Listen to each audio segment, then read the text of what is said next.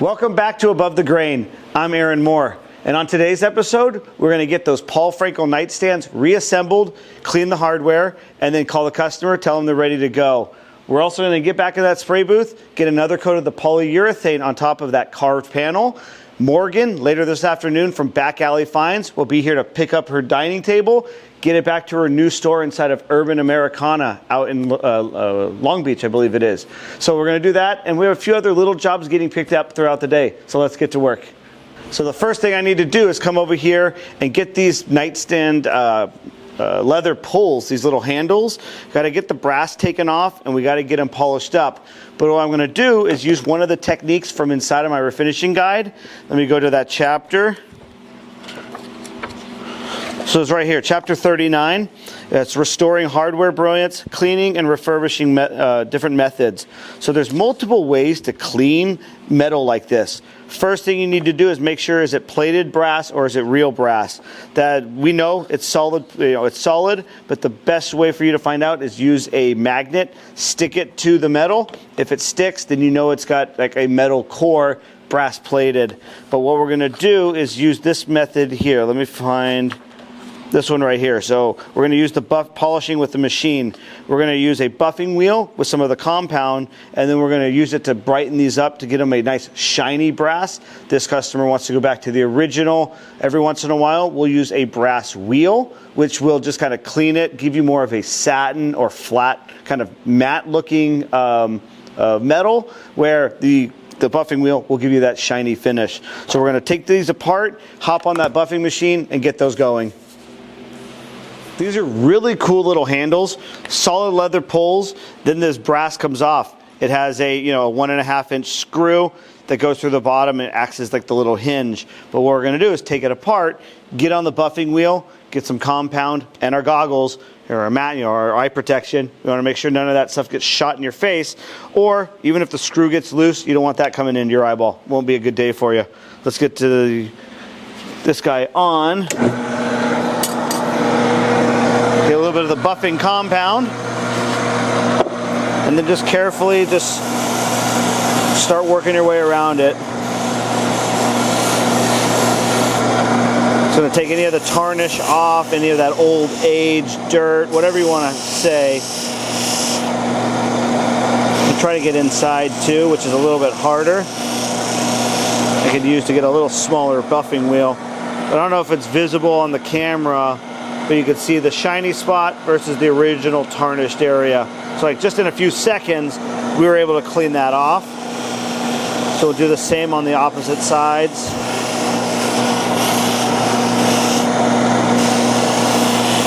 There we go.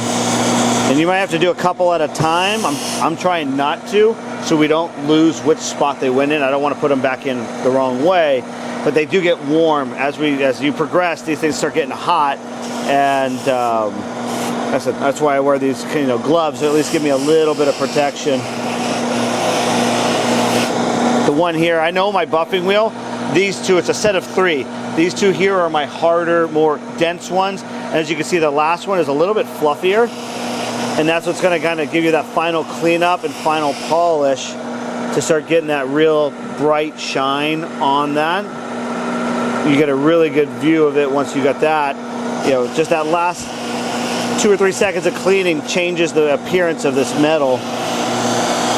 So I'll finish this one up and I'll just go show you side by side against the other one and show you what the difference is. And what's it been? About a minute and a half, and this one's cleaned up. But we have 12 more to go, I think.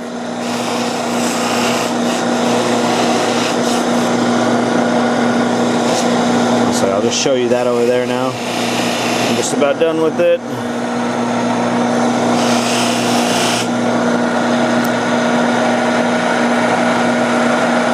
I'm good with that.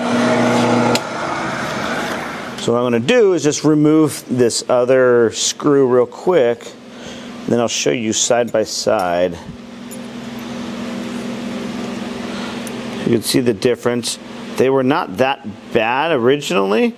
You can see this is the one we just cleaned, and then this is the one that is original. You can see a little bit of the tarnish on it. It's not the worst I've ever seen, but Yeah, now it's better. We definitely brought it back to life. So I said we'll finish up the last 5 drawers and get them back on the cabinet. These Paul Franco nightstands are done, ready to go. And if you remember right, they were 2 different colors when they came in. We had restored one a couple years ago, and one just came in from an auction. Can you tell which one was the original? These ones are a little unique because the customer wanted us to put glass back on the top, because the one in auction, he had glass on it and he wanted to maintain it. We did swap out both pieces of glass. We got 2 new ones, so that way they matched. Glass can be subtly different colors, maybe a little bit more green or a little bit more blue, and that would change the appearance of the piece. So I recommended just replacing both pieces of glass, having it, like I said, stripped down, sanded, repaired. You saw us do all the toner, and now I said we've just finished them up. I was just on the internet this morning looking these up because I was curious. There's only 2 sets of them I found so far online, and they're going for around $20,000 for the pair. These are really rare, and I feel lucky that we've done now, I think 7, or I think we've done 8 of them now total. So it's a great place to be, getting to restore unique pieces like this. You know, I said they're done, they're ready to go. I'm going to get back in the spray booth. We're going to mix up some more of that polyurethane, and we're going to get some more sealer coats on that carved panel. So let's go. We've just finished spraying the first 4 passes. We've let that dry for, it says, about 10 to 15 minutes. Let it flash off, and we're going to come back in right now, get our mask on, because right now it's very potent in here. We're going to put the mask on, spray a few coats, and then we're going to let this dry for a few days and come back and sand the sealer on it.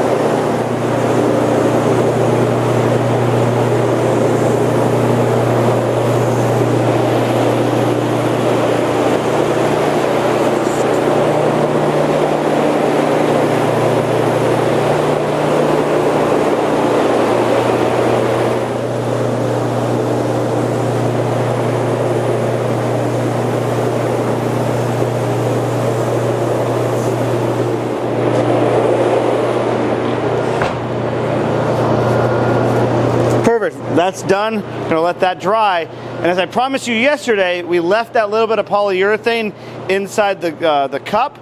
And you can see we have ourselves like a little hockey puck.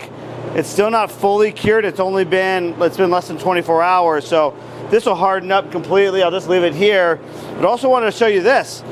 This looks like a Ziploc bag. This is what came off of the cup as well. This is what goes on your finish when you're spraying it. So when this dries, it basically turns into plastic, which is sealing over your wood. So we don't get that very often. It's kind of a cool little, a little gift we get. Now we can just roll it up, throw it away. Let's get back to work. We're gonna let that dry in the booth, but what I'm getting back on now is this 9-drawer American by Martinsfield dresser, and here's one of the drawers now. Ivan already went through all of them, did repairs, did the rough sanding, some steaming. Now, I've already been hitting it in between coats on that. We've already knocked it back down, sanded most of the repairs. Now it's time to kind of go through and do our hand sanding to make sure, like I said, that it's smooth. We have no swirls, no other problems. And it's like, I already noticed there's one little chip on the front. We'll probably still have to fill. But I'm going to go through and just lightly hand sand it, kind of knock these sharp edges down. When these get built, they're built out of, I think it's just, a laminated oak plywood, but they never really finish it. It's really dry, and they don't have any oil or anything like that. These get really bad splinters, and will start chipping off over time, either in your hands, in your, in the piece itself. So what we do is we just do a quick sanding on all of these sections to give a better finish, for the homeowner. Their piece is going to be there. All their clothes are going to be in here. Just what you need is have a nice refinished vintage dresser, and then it starts ruining your clothes. Would not be a good it would be not be a good thing. It'll make you look bad as a refinisher too if you don't fix these little problems, because they're expecting like the top-notch work from you. Homeowners aren't going to know about this, but you do. You should just take a little extra effort and get it done right. As you can see, this American by Martinsville dresser is done. It's prepped. This is how every piece looks once we're done sanding it.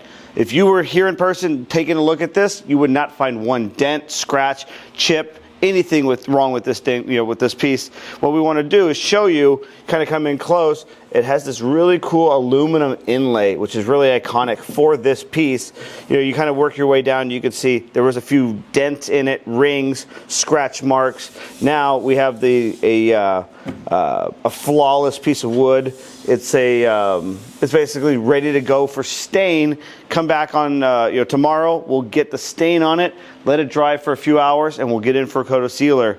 Like I said, we have about 8 more drawers left, 7 more drawers left to sand. We'll get those all down the alley, waiting for stain. That way we can stain it all at once to ensure every piece matches. It's really unique when you look kind of towards the bottom. The legs are a different kind of wood. And then there's like on your runners here, on your cross members, these are a different type of wood. So what we're going to do is stain everything so that way it looks uniform.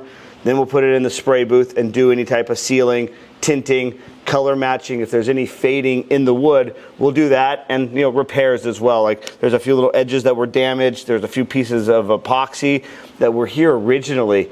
This piece had never been refinished, so either it got damaged from the homeowner at some point in its life and a repairman came out, or it got damaged at the manufacturer and they did this repair. So it's just a really hard filler. It's not Bondo. It's not just basic wood filler. It's some sort of hardened epoxy filler, which, like I said, could be 50 or 60 years old. Who knows? But I said we'll get this down into the alley and finish up those drawers, and then we'll probably get out of here today. As you can see behind me, we have the cabinet, and we have 4 drawers 100% ready to go. We have 4 more that are in the last final steps. We're going to do a few more hand repairs, and got to just do the hand sanding like I showed you earlier today. Like I said, the sealer coats got on that. We're going to get the sanding of the sealer tomorrow. And as you can see, we have a bunch of furniture getting ready to go out. We're just waiting for the customers to come pick it up. So if you've learned something new from this video, make sure to hit that subscription button down below, and then put the notification bell. We post new videos here every Monday, Wednesday, and Friday. We'll see you guys tomorrow.